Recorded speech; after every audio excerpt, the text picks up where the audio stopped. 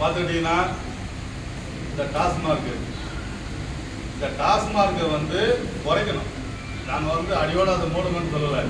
டாஸ்மார்க்கை குறைக்கணும், குறைச்சி கல்லை வந்து இறக்குமதி செய்யணும். ஏன்னா அனைத்து தொழிலாளர் அத்தனை பேரும் வந்து இன்னைக்கு வந்து அந்த நம்பி தான் இருக்கிறாங்க. அதே போன்று இன்னைக்கு கல் வந்து ஒரு சொம்பு குடிச்சா வயிறு ஃபுல்லாகிடுங்க, அவங்க சாப்பிட்டு போய் படுத்துருவாங்க. ஆனால் டாஸ்மார்க் அப்படி இல்லை. அதனால் அதெல்லாம் வந்து டாஸ்மார்க்கை குறைக்கணும். அரசாங்கத்துக்கு டாஸ்மார்க் தான் வருமானம்னு சொல்கிறாங்க. அதே போன்று அரசாங்கத்திற்கு வந்து வணிகர்கள் தான் வருமானம்னு சொல்கிறாங்க. ஆனால் வணிகர்களை வந்து எப்படியெல்லாம் சாகடிக்கணும்னு நினைக்கிறாங்களோ அப்படிலாம் சொல்கிறாங்க இந்த வரியை போட்டு. அதனால் இதையெல்லாம் வந்து சுலபமாக்கி சிறு குறு வணிகர்களை காப்பாற்றணும்.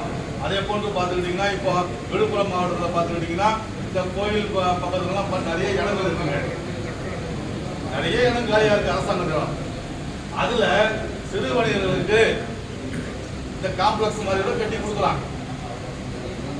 ஏன்னா இப்போ பார்த்தீங்கன்னா கொரோனா காலகட்டத்தில் வந்து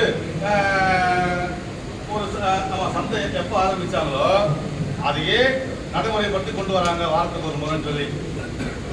இந்த சிறு வணிகர்களுக்கு இந்த காலி இடத்துல அரசாங்கம் வந்து அதை பார்வையிட்டு அவர்களை கணக்கெடுத்து அவர்களுக்கு காம்ப்ளெக்ஸ் மாதிரி கட்டி கொடுக்கலாம். ஒரு குறைந்த வாடகையில் அப்படிலாம் கொடுத்தா எத்தனையோ வணிகர்கள் வந்து அந்த குடும்பம் நல்லா இருக்கும்.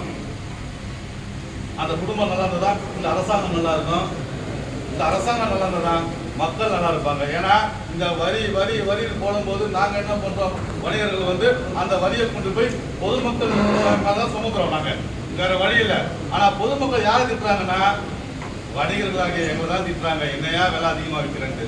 நாங்கள் என்ன பண்ணுவோம், நாங்கள் வந்து மக்களுக்கு அதை சொல்ல முடியுமா? மக்களுக்கு வியாபாரிகள் தான் எதிராக இருக்காங்க.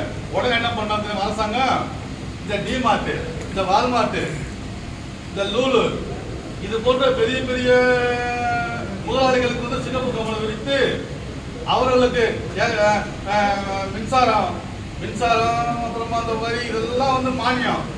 ஏன்னா அவங்க வியாபாரம் வந்து செழிக்கணுமா, அவர்கள் வியாபாரம் செழிக்கிறதுக்காக அவங்களுக்கு மானியம். ஏன் அதை உள்நாட்டில் இருக்கிற உங்களுக்கு ஓட்டு போடுற மக்களுக்கு நீங்க அந்த மானியத்தை கொடுத்தா உள்நாட்டு மக்கள் நல்லா இருந்தாலும் இன்னைக்கு ஆட்சியாளர் ஆட்சி செய்ய முடியும். உள்நாட்டு வணிகம் நல்லா இருந்தாலும் நம்மளுடைய இந்திய பொருளாதாரம் சிறப்பாக இருக்கும். இதெல்லாம் யோசிக்கணும். அதே போன்று பார்த்துக்கிட்டீங்கன்னா இந்த பிளாஸ்டிக் வந்து மிகப்பெரிய கெடுதல் தான், நம்ம இல்லைன்னு சொல்லுங்க. ஆனால் இந்த பிளாஸ்டிக் எங்கேருந்து வருது அப்படின்னு சொல்லி எல்லாருக்குமே தெரியுங்க. ஆனால் அங்கே டிவியில் வந்து இன்னைக்கு பிளாஸ்டிக் ஒழிக்கணும் அப்படின்னு ஒருத்தர் யாராவது சொல்லிட்டாங்கன்னு வச்சுக்கோங்க டிவியில், இங்கே உடனே அதிகாரிகள் என்ன பண்ணுறாங்கன்னா பெரிய கடைக்கு போக மாட்டாங்க, சின்ன கடைக்கு வந்து நேராக வந்து உட்காந்து 10,000 ஃபைன் போடுறாங்க. ரோடில் பூ விற்கிற ஒரு வயசான அம்மா, அந்த அம்மாவுக்கு வந்து 5,000 ரூபா ஃபைன் போட்டுருக்குறாங்க. அந்த கவரு அந்த 4 கவரை பிடிக்கிறது எப்படி தான் வராங்க தெரியுங்களா? சைரன் வச்ச வண்டியில் 4 வண்டியில் வராங்க. அது அரசாங்கத்துக்கு எவ்வளோ பெரிய வருமான இழப்பு. யார் வரி? மக்களுடைய வரி தானே, வணிகர்களுடைய வரி தான் அந்த பணமோ. இப்படியெல்லாம் அதிகாரிகள் வந்து அராஜகம் செய்யாமல்